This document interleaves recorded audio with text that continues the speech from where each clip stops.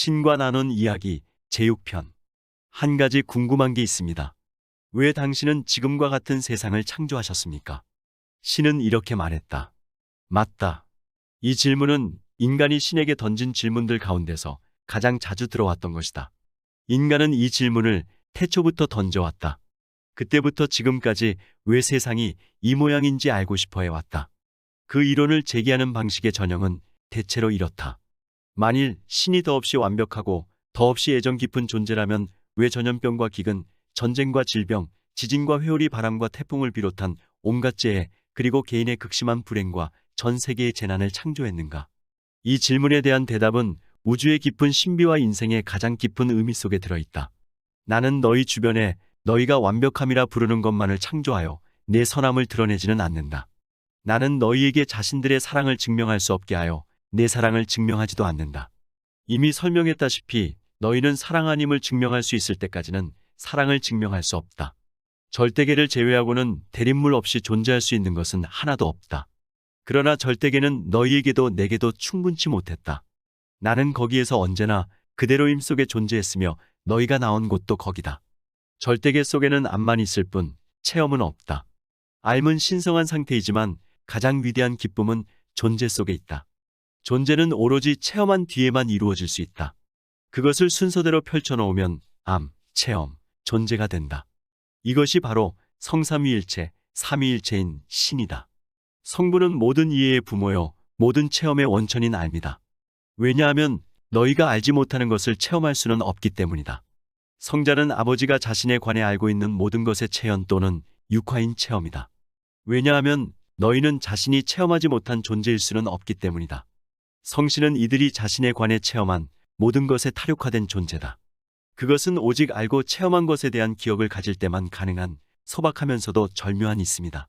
이 소박한 있음은 더 없는 기쁨이다.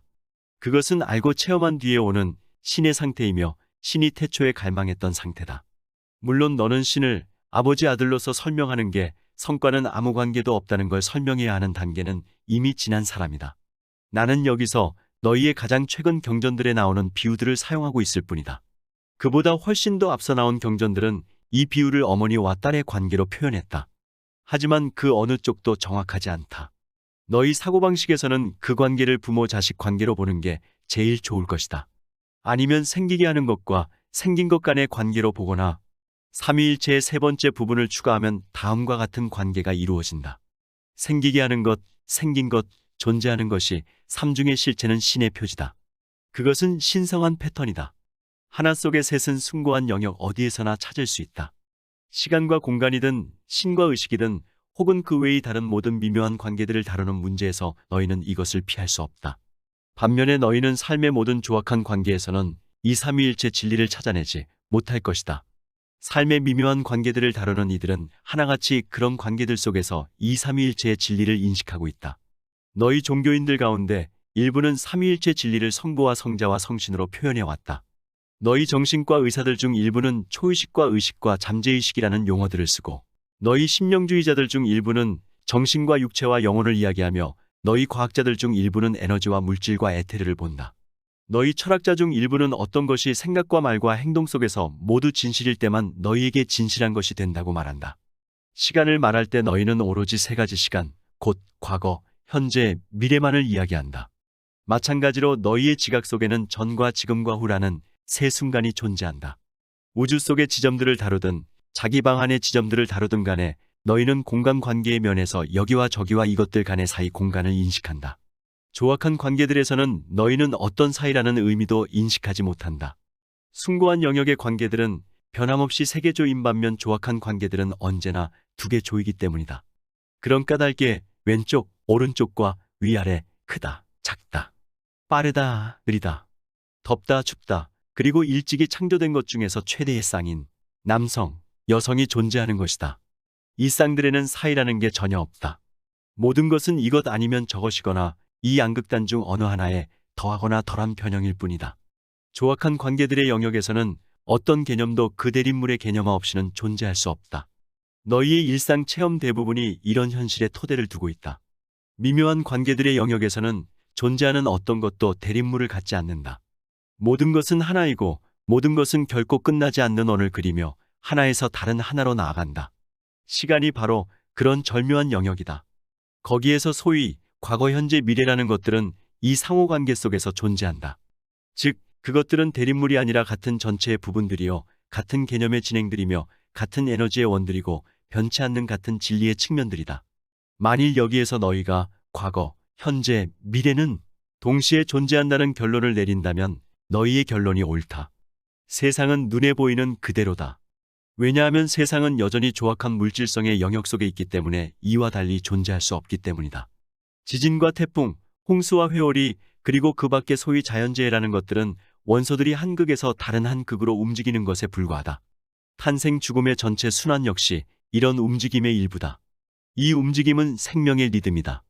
조악한 현실 속에 있는 모든 것이 이 리듬을 따른다. 생명 그 자체가 하나의 리듬이기 때문이다. 생명은 파동이고 진동이며 존재하는 전체의 심장부에서 울려나오는 고동이다. 병은 건강의 대립물로 너희의 명령에 따라 너희의 현실에서 드러난다.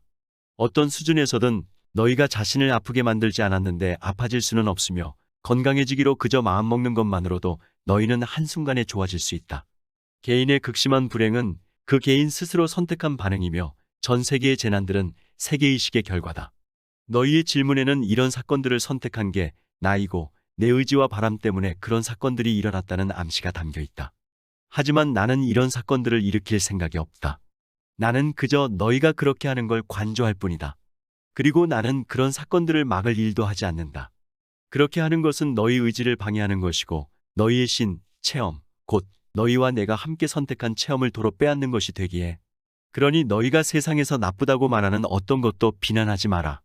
그러기보다는 차라리 너희가 그것의 어떤 면을 나쁘다고 판단했는지 그리고 정녕 나쁘다면 그것을 바꾸기 위해 뭘 하고 싶은지 물어보라.